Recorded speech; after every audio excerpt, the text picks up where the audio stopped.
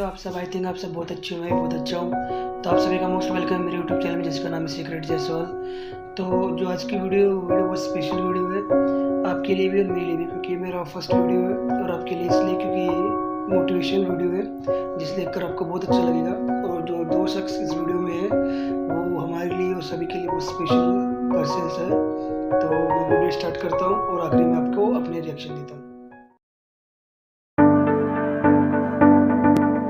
आप में से कितने लोग हैं जो बहुत एक्साइटेड हैं आज के सेशन को लेकर के? तो अब मैं जैसे ही आपको नाम बताऊंगा उनका, जो हमारे आज के गेस्ट हैं, तो आपका जो एक्साइटमेंट लेवल है वो और बढ़ जाएगा। ये बताने से पहले कि गेस्ट कौन है, मैं आपको थोड़ा सा बताता हूं यूट्यूब के बारे में। यूट्यूब में क्या है कि पूरे वर्ल्ड की अगर बात करी जाए तो करोड़ों चैनल्स हैं जो अलग अलग जॉनर्स में हैं, अलग अलग कैटेगरीज में हैं। उसमें से दो बड़ी कैटेगरीज हैं, मोटिवेशन और एजुकेशन। पूरे वर्ल्ड में जो वर्ल्ड का नंबर 1 मोटिवेशन चैनल है वो मेरा है, और जो वर्ल्ड का नंबर 1 एजुकेशन चैनल है किसी इंडिपेंडेंट क्रिएटर का, वो उनका है, जो कि हमारे गेस्ट हैं। उनके 17 मिलियन से ज्यादा सब्सक्राइबर्स हैं। Please give an energetic and warm welcome to the one and only Khan sir.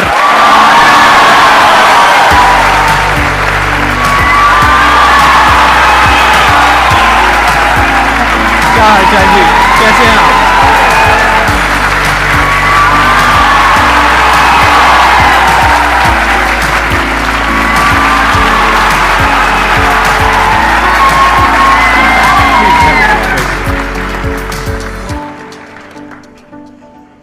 इससे पहले कि ऑडियंस आपसे कुछ पूछे या इंटरेक्ट करे, मेरे माइंड में एक क्वेश्चन है आपके लिए जी। जो बच्चे हैं वो आपके इतने दीवाने क्यों हैं, इतने पागल क्यों हैं आपके पीछे? मतलब मेरे कमेंट सेक्शन में भरा पड़ा था, खान सर कब आएंगे, खान सर कब आएंगे। मतलब ऐसा क्या जादू कर दिया आपने बच्चों के ऊपर? ये सवाल हम आपसे भी पूछते हैं, हमारे पे भी इतना कमेंट आया, इतना मेरे तो ऑफिस में लोग चले आए कि सर कब जा रहे हैं। अच्छा। क्योंकि हम लोग का तो एग्जैक्ट है, वही पढ़ाना है। हाँ। तो देखिए, हम लोग का मेन है कि बच्चों को जो जरूरत रहती है कि अगर लड़का पढ़ने आ रहा है ना, उसके मन में कोई डाउट ना रह जाए। हम उसको कहते हैं कि हम तुम्हें पढ़ा रहे हैं, दम है तो भूल के दिखाओ, याद करके नहीं।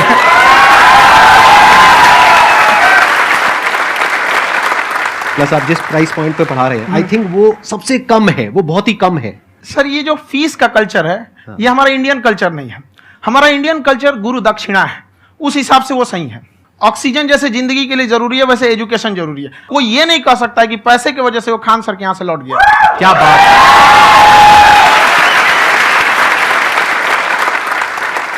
मैंने देखा कि आपका ये जो चैनल है कि ये पिछले 3 साल के अंदर अंदर ही ग्रो किया है। हमको जब चैनल शुरू हुआ तो एक दिन में हम 4-5 वीडियो बनाए। एक हमको कुछ आता, आज भी नहीं आता इतना, तो हम देख के कैमरा उमरा तो हम कंफ्यूज हो गए, बाप रे। तो हम एक ही दिन में वीडियो शूट किया, पढ़ाने वाला टॉपिक था हमको। उसके बाद कभी वीडियो नहीं, 6-7 वीडियो एक ही बार शूट कर लिए। और एक जो थे जिनका कैमरा वगैरह था, मेरे पास कैमरे भी नहीं थे उस टाइम, और कैमरा 35,000 का था। तो 6 महीना इसी में लग गया, जो 35,000 इसी में फंस जाएगा। तो उनके कैमरे से शूट किए, उन्होंने कोई चार्ज लिया, उसके बाद हम छोड़ ही दिए। लॉकडाउन लगा, तब हम कहें आप कैसे पढ़ाएंगे, हो तो 1 दिन 2 दिन करते करते अचानक लंबा हो गया। तब हमको याद आया कि ओहो, मेरा एक चैनल भी है वहां पे। तो उस समय उस पर लगभग 30,000 सब्सक्राइबर हो चुके थे। तो जैसे लॉकडाउन लगा तो उस पर पढ़ाना चालू किया, और पता नहीं क्या लोगों को पढ़ाई में इतना इंटरेस्ट आ गया कि आपका स्टाइल ऐसा है थोड़ा सा। आप आई थिंक पढ़ाई के साथ साथ में जो बीच बीच में आप थोड़ा बहुत छोड़ते रहते हैं ना, मतलब जो एंटरटेनमेंट चलता रहता है। ये बात हम देखिए, जब हम गुलाम थे ना, तो अंग्रेजों ने एक चाल चला था कि भारत को हम फिजिकली गुलाम रखेंगे 100-200 साल, मेंटली 1000 साल कर देंगे। उन्होंने पढ़ाई का मॉडल चेंज कर दिया। उन्होंने ऐसा डिजाइन किया कि टीचर की रिस्पॉन्सिबिलिटी है वो पढ़ा के चला जाए। टीचर की रिस्पॉन्सिबिलिटी यहां खत्म नहीं हो जाती। पढ़ाना तो कोई भी पढ़ा सकता है, टीचर की इससे बड़ी रिस्पॉन्सिबिलिटी होती है उसे समझाना। वो समझा कि नहीं समझा। अगर लड़का आपके समझाने के बाद डाउट रह गया तो ये आपकी गलती है। लड़का हमसे पूछता है, सर इतनी भीड़ है आपके पास, तो कहते सर डाउट कैसे पूछेंगे? हम कह रहे यार तुम्हारा डाउट बचेगा तब ना पूछेगा तुम डाउट यहां पर।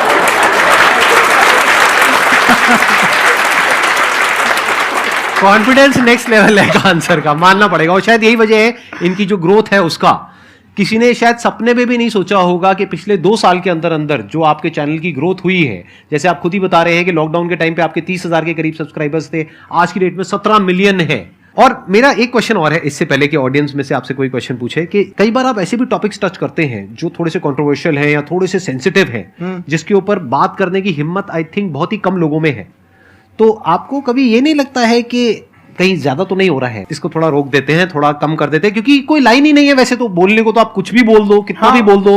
हुई है कंट्रोवर्सी बहुत बार। एक्चुअली बचपन से हमको फौज में जाना था, और फौज वालों के लिए ये सब मायने नहीं रखता, उसको करना है मतलब करना है, तुम सामने कुछ भी रहो, डजंट मैटर।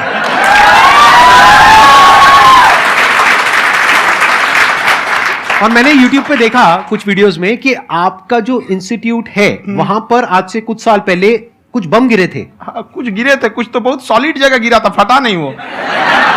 मतलब आपके आसपास? हाँ, बम को भी पता है कि टीचर की इज्जत किया जाता है। क्या बात है, क्या बात है। मैं समझ पा रहा हूं कि ये आपके अंदर जो एटीट्यूड है ये कहां से आ रहा है, क्योंकि आप बचपन से ही फौज में जाना चाहते थे, तो आप जंग के मैदान में ही खड़े हैं एक तरीके से। बस फर्क ये है कि आपके हाथ में कलम है, हथियार ना हो करके। हथियार से एक आदमी की जान जा सकती है, हाँ। कलम से बहुत ताकत होता है। शिक्षा एक ऐसा हथियार है ना, हर कुरीतियों से लड़ सकता है, हर तरह की समस्याओं से। और ये एक ऐसा हथियार है, मेटल डिटेक्टर में भी नहीं पकड़ाता है।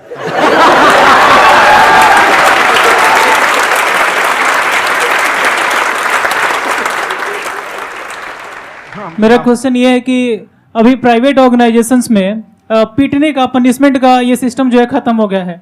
हम आपके वीडियो में देखे हैं सर कि आप एक बड़ा सा रोल रखे रहते हैं, पुलिस वाला लाठी है वो, पुलिस वाला लाठी है, और स्टेज पे बुला के बच्चों को उसी से धुनाई शुरू कर देते हैं मस्त एकदम से, है ना।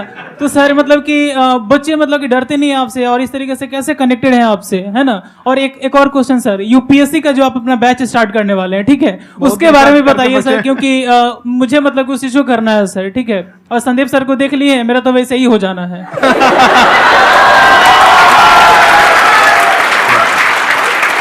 क्या हो जाना है? मेरा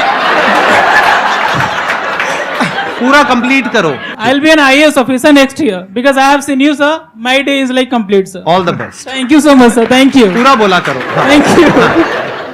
देखिए, लड़कों को जहां तक पीटने की बात है, जब पढ़ाने की बात आएगी तो उसको हम पूरे बेहतरीन ढंग से पढ़ाएंगे, लेकिन जब सजा देने की बात आएगी ना, तो वो भी बेहतरीन ढंग से होगा। ऐसा थोड़ी होगा कि बस एक ही चीज बेहतरीन ढंग से होगा।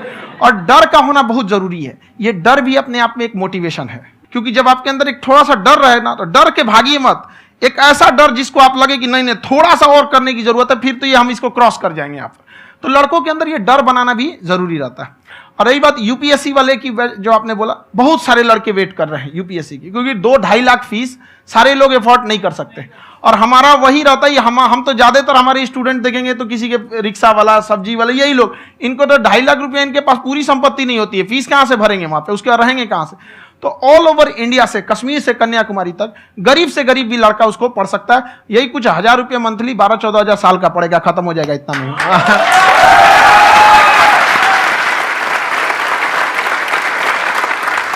ये जो डंडे वाली बात इन्होंने कही, ये सच है? मतलब आप सच में एक डंडा रखते हो? पुलिस का ही है वो।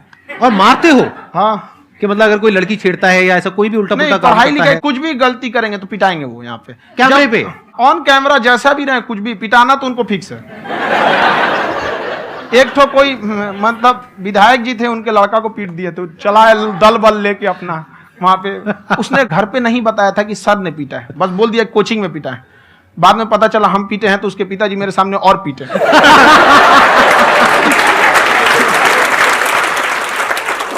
सर, आपका सबसे बड़ा डर क्या है, आप दोनों का? फौजी को डरे नहीं लगता है,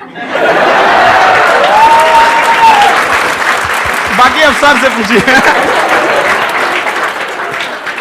आज के सेशन से पहले कोई डर नहीं था, लेकिन अब मुझे इनकी डंडे वाली कहानियां सुन करके डर लग रहा है कि कहीं मैंने गलती से कुछ बोल दिया और इन्होंने कहीं पीछे कुछ रखा हुआ है, और यही आ करके अगर इन्होंने मेरी पिटाई कर दी तो बहुत बुरा हो जाएगा। तो इसलिए हमको थोड़ा डर लग रहा है।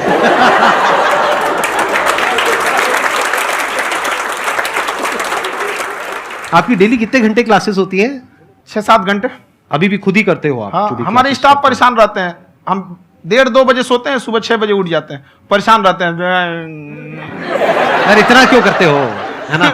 कभी तो उनको भी साथ साथ लगना पड़ता है ना? उनको साथ साथ लगना पड़ता है। हम जग गए तो कोई सोया थोड़ी रहेगा, परेशान रह, दिन में सोते ही नहीं है वो बेचारा, कहीं कहीं जाके सोते रहता है। तो हम सीट बांध दिए कि भाई तुम इस समय सो जाना, तुम इधर सो जाना। आपकी शादी हो गई या नहीं हुई अभी? मेरी खुशहाली देख के आप आइडिया लगा सकते हैं।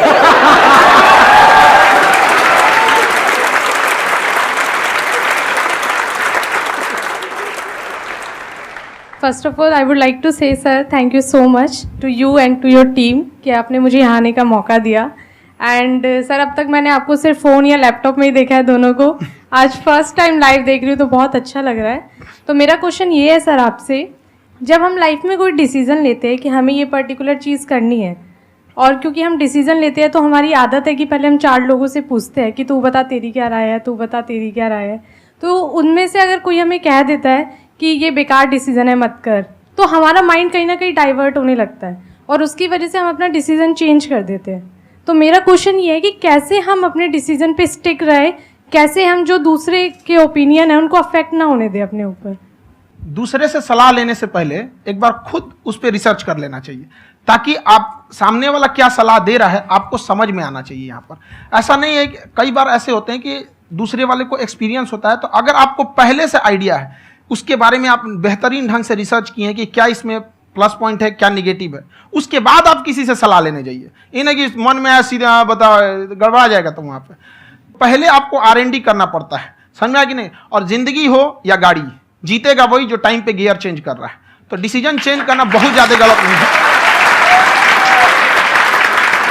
इन्होंने बहुत अच्छी बात कही है और मैं इसी बात में थोड़ा सा और ऐड ऑन करूंगा कि ये जो आपने कहा ना कि अपने डिसीजन पे स्टिक कैसे रहें, ये कोई अच्छी क्वालिटी नहीं है, क्योंकि टाइम टू टाइम आपको अपने डिसीजंस को चेंज करना होता है। जैसे आपने 4 लोगों से डिस्कस किया, कोई इंसान कुछ पॉजिटिव बोल रहा है, कोई नेगेटिव बोल रहा है, उससे फर्क नहीं पड़ना चाहिए। डिपेंड ये करता है कि वो जो बोल रहा है उसका बेसिस क्या है, क्या वो किसी नॉलेज या एक्सपीरियंस के बेस पे बोल रहा है या ऐसे ही कुछ भी बोल रहा है। ऐसे ही बोल रहा है तो फिर उसकी बात पे ध्यान क्यों दे रहे हो? अगर किसी नॉलेज या एक्सपीरियंस के बेस पे बोल रहा है, फिर चाहे वो पॉजिटिव बोल रहा है चाहे नेगेटिव बोल रहा है, दोनों ही मायने रखता है। उसके बाद में रिसर्च करनी है और फिर रिसर्च करने के बाद में फाइनल डिसीजन अपना खुद का होना चाहिए। अब वो डिसीजन उससे अलग भी हो सकता है जो आपने पहले लिया था, और वो सेम भी हो सकता है। सर मेरा क्वेश्चन दोनों से है आपसे, how to deal procrastination and laziness. हमारा ब्रेन है ना, ये बहुत आलसी टाइप का, इसको आराम खोजना पसंद है। अब थोड़ा सा भी अब इसको आराम की ओर लेके चले गए ना तो फिर उधर ही रहेगा। आप सोचेंगे 10 मिनट आराम कर लेते हैं ना, तो 10 मिनट 2 घंटा बना देगा। उसको टॉर्चर कीजिए, चल 10 मिनट बाद में, उसको आप उस पर हावी में, वो कह रहा है कि हमको आराम चाहिए, आपको हाँ आराम मिलेगा, पहले काम फिर मिलेगा आराम। तो आप उसके हिसाब से मत चले। आपका मन कर रहा है थोड़ा सा देख लेते हैं, कोई नोटिफिकेशन आया, आप कोई काम कर रहे हैं, क्यों पहले काम कर लीजिए, बाद में देखिएगा ना नोटिफिकेशन। आप हावी मत होने दीजिए यहाँ पे। अगर आप 5 मिनट भी थोड़ा सा लूज पड़े ना, थोड़ा सा कमर सीधा कर लेते हैं, 2 घंटा बर्बाद कर दिया आपको। हावी मत होने दीजिएगा उसको अपने ऊपर। प्रोक्रेस्टिनेशन को तोड़ने का एक ही तरीका है, सबसे छोटे लेवल पे ले जाकर के उस गोल को तोड़ दो। यानी वो गोल बहुत बड़ा है, उसको ब्रेक डाउन करो, उसके सबसे पहले स्टेप पे आ जाओ कि उसको अचीव करने का सबसे पहला स्टेप क्या है। जैसे गाड़ी चलाना सीखना है, उसका सबसे पहला स्टेप क्या है? अगर घर में कोई नहीं है सिखाने वाला या सिखाने वाली, तो बाहर जा करके जो गाड़ी का ड्राइविंग स्कूल है उधर जा करके पैसे दे दो। अब फंस गए ना तो फंसा दो अपने आप को। दिमाग ये लगाओ कि अपने आप को कैसे फंसाया जाए। जब हम फंस जाते हैं ना तो फिर हमको वो काम करना ही पड़ता है। Then there is no looking back. जब तक आप सोच रहे हो तब तक सोच रहे हो, उसको बोलते हैं पैरालिसिस ऑफ एनालिसिस, कि आप सोचते चले जा रहे हो अपने माइंड में, मैं ये करूंगा वो करूंगा वो करूंगा वो करूंगा, और प्रोक्रेस्टिनेट हो रहा है, वो चीज टलती चली जा रही है। तो उसको छोटे से छोटे लेवल पे ब्रेक डाउन करके उसको कर दो, दैट इज नंबर 1। और जैसे ही करना शुरू करते हो, कोशिश करो कि उसको जब तक कि आप सही से नहीं कर लेते हो उसको छोड़ना नहीं है, तो आपकी लेजीनेस भी खत्म हो जाएगी। कई लोगों को तो हमने देखा जो सप्ताह में कुछ भी नहीं करता, वो भी संडे को आराम कर रहा है।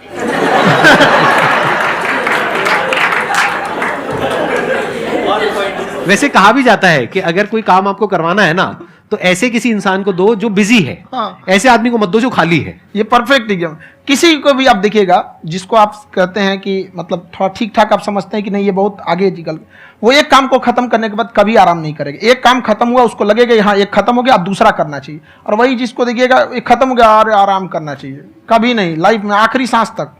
सर यहाँ पे सब हिंदी में पूछते हैं, इंग्लिश में पूछते हैं, मैं भोजपुरी में पूछूं? जौन भाषा ठीक लगे तोने में पूछ दो। हाँ सर।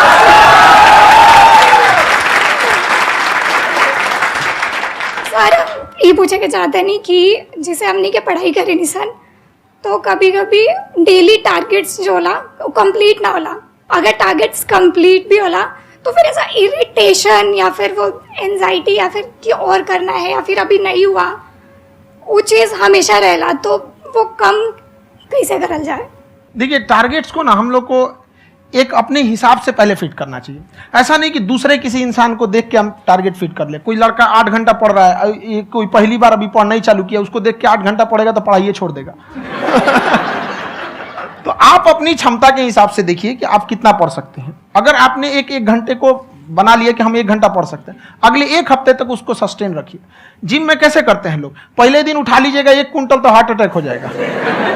तो वो धीरे धीरे टारगेट सेट कीजिए और अपनी क्षमता को भी देखिए। हर इंसान की क्षमता अलग है। कंगारू को देख के हाथी छलांग मारेगा, पैर तोड़ के बैठ जाएगा।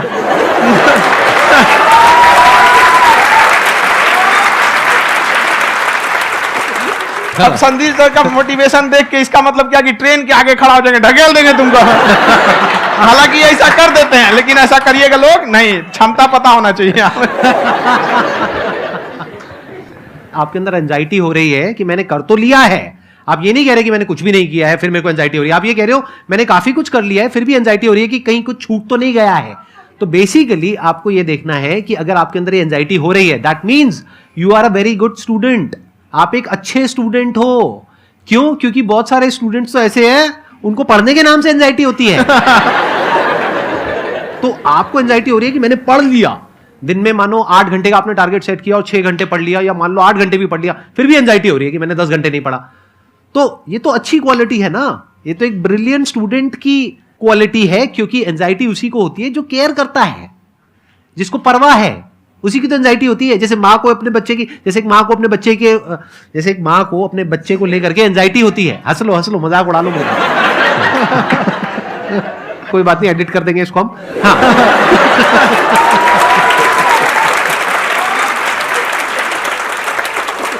जैसे एक माँ है, उसको अपने बच्चे को लेकर के एंजाइटी होती है, थोड़ी सी भी तबीयत खराब हो जाए उसको एंजाइटी होती है, चाहे बच्चा ठीक भी है, डॉक्टर को नहीं होती है।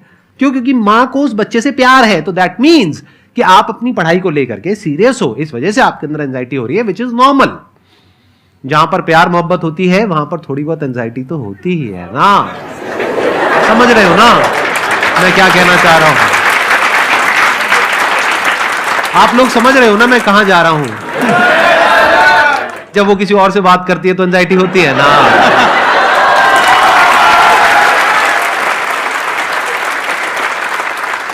सर, आपकी स्टोरी हमने सुनी थी, तो एक टाइम आया था जब आप गंगा किनारे जाके बैठ गए थे।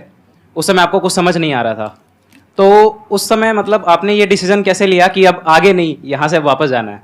रास्ता ही नहीं था। घर जाने के लिए एटलीस्ट 90 रुपए चाहिए थे, जेब में 40 रुपए थे। कैसे घर जाते हैं? और हम गंगा के किनारे चुपचाप बैठे बैठे हम कहें कि अब बहुत टेंशन हो गया, अब घर जाना चाहिए। रूम पे, तो किराए के रूम पे ही आदमी सारे लोग रहते। गए वहां पे तो रूम लॉक हो गया था। तुम खटखटाए तो ऊपर से गुस्सा से बोले जो ऑनर थे, क्या टाइम हो गया है? तुम कहे 9-10 बज रहा होगा। घड़ी देखिए तो 2 बज रहा था रात का, 2-2:30 बज गया था। वहाँ टेंशन में आप, तो होता है कई बार ऐसा समय आएगा कि लगेगा जैसे अब कुछ नहीं हो सकता है। तो इससे घबराना नहीं है। कभी कभी गुच्छे की आखिरी चाबी भी ताला खोल देती है। जो बातें आपने बताई कि घर में प्रॉब्लम्स ये तो बहुत लोगों ने फेस करी वहां पर। आप अकेले नहीं है, बहुत लोगों ने ये प्रॉब्लम्स फेस करी, बहुत तरह की प्रॉब्लम्स देखी, बहुत तरह की स्ट्रगल्स देखी, लेकिन वो सब इतने कामयाब नहीं हो पाए जितने कि आप हुए। तो आपके अंदर ऐसा कुछ ना कुछ है जो औरों के अंदर नहीं है। तो वो मैं जानना चाह रहा हूं कि वो ऐसा क्या था जहां से कि आपका दिमाग यहां तक सोच पा रहा है कि मैं पूरे इंडिया में इतने बड़े लेवल का चेंज लेकर के आ सकता हूं, एजुकेशन फील्ड में रेवोल्यूशन लेकर के आ सकता हूं। ये सोचना ही बहुत लोगों के बस का नहीं है। मेरी एक खुद की थिंकिंग, अगर हमको कोई 100 रुपए किसी काम के लिए दिया, हम सबसे यही कहते हैं, तो हम कोशिश करते हैं उसे 200 का रिटर्न दे। अगर कोई हमसे 200 रुपया फीस दे रहा है, 250 दे रहा है, तो हम उसको ये कोशिश करते हैं कि तुम्हें ऐसा लगे कि नहीं भैया हमने 10-20 हज़ार का पढ़ लिया यहाँ पर। वो ईमानदारी से कभी कमी नहीं। और हमेशा अगर हम प्रॉमिस एक्स का करते हैं तो डिलीवर 4x करना चाहते हैं। ध्यान से सुनना और ध्यान से समझना इस फर्क को। अगर आप समझ पाए तो बहुत आगे जाओगे लाइफ में। एक वो होते हैं जो ये सोचते हैं कि हमें सब कुछ मिल जाए, हमें कुछ भी करना ना पड़े। दूसरी कैटेगरी होती है लोगों की जिनको जितना मिलता है उसमें भी चोरी चकारी करते हैं या कोशिश करते हैं कि उससे कम दे सामने वाले को जितना कि हमें मिल रहा है। तीसरी कैटेगरी होती है लोगों की, जो इनके जैसे लोग होते हैं, वो क्या करते हैं, वो ये सोचते हैं कि अगर मैंने किसी से 1 रुपए भी लिया देखा जाए तो 200-250 रुपए कुछ भी नहीं होता है। 200-250 रुपए अगर मैंने लिया तो कैसे उसको 400 रुपए की वैल्यू दूं, ये जो थिंकिंग है ना, यही एक फर्क होता है एक ऐसे इंसान में जो बहुत आगे निकल जाता है और उस इंसान में जो मीडियोकर रह जाता है। आप अपने आप के ऊपर समय दीजिए, उसको डेवलप कीजिए। जब आप अपने आप के ऊपर खर्च करते हैं तो आने वाले समय में लोग गूगल पे आपको सर्च करते हैं। क्या बात है सर, ये आपने अभी बनाया है या ये कोई पुराना आपका वो है? बनते रहता है इसे, फ्लो में बन जाता है। आपके अंदर ना सर एक कवि छुपा हुआ है कहीं ना कहीं जो बाहर आना चाहता है। कभी ना कभी आपने सोचा होगा कुछ? हाँ, कभी कभी देखिए, एक चीज है, संगत का बहुत अच्छा असर पड़ता है। ये चीज को हमेशा, संगति का मतलब लोग हल्के में ले लेते हैं। संगति का मतलब होता है संग संग गति। तो अच्छे लोग के साथ रहेंगे तो संग संग अच्छी गति होती जाएगी, खराब में रहेंगे तो ये भी होता है। बट अपने आप को थोड़ा सोचना चाहिए कि हम केवल जी के मर जाएं इसके लिए नहीं आए हैं। लोग कहते हैं कि सर नाम क्यों नहीं बताते अपना। हमारी एक ही सोच है कि जाने के बाद इस दुनिया से हमको मतलब एक चीज देना चाहते हैं स्टूडेंट्स को, कि वो याद करें कि इस पैसे की भाग दौड़ की दुनिया में हर कोई दोनों हाथ से लूटने में लगा है, खाली हाथ जाने के लिए ये सबको लगा है। तो हर कोई को ये सोचना चाहिए कि था कोई इंसान जो इतने कम फीस में इतनी शिक्षा जो महंगी थी, जो कमाने का रास्ता था, उसको भी एकदम कंपटीशन इतना कर दिया कि अब लोगों को अपनी फीस बढ़ाने में डर लगता है कि अरे यार, लड़का कमेंट करता है कि खान सर इतना ले रहे हैं, आप बहुत बड़ा टीचर हो गए।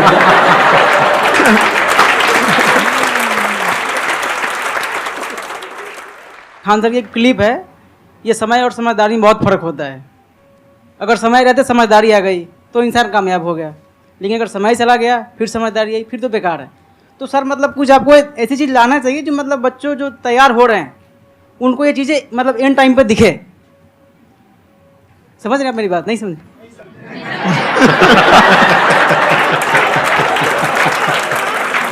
यही होता है सर का मोटिवेशन ज्यादा हो जाता है। जब आप स्ट्रगलिंग फेज में हैं तो कम से कम चीजों को अपने ऊपर खर्च कीजिए, ज्यादा से ज्यादा सीखने में खर्च कीजिए। अगर आपको राजा बनने का शौक है तो गुलाम की तरह मेहनत करना सीखिए, तब राजा बनेंगे।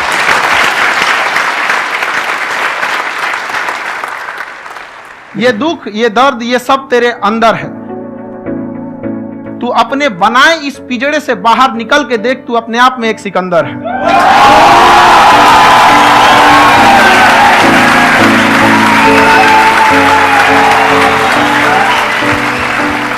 Thank you so much sir for coming.